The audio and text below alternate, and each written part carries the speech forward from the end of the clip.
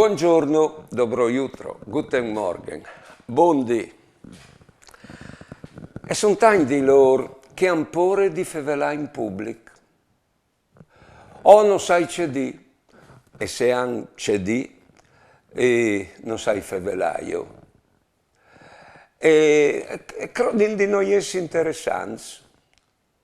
Magari, una volta, e anziché di altri, si sono imbredeati e subito hanno pensato, no, potevi tutto a sé, non io tu c'è figure che tu hai fatte. E non hanno tentato più.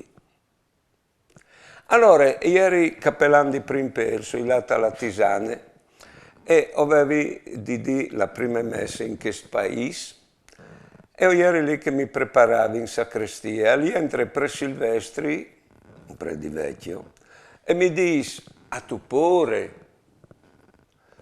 E dite, e lui, calcola di vedere davanti te un chiam di pannulis. Allora, so che a qualchidun che ha paura di favelare in pubblico, disegli speraulis che mi ha detto a me Pre Silvestri. Buone giornate e buone vite.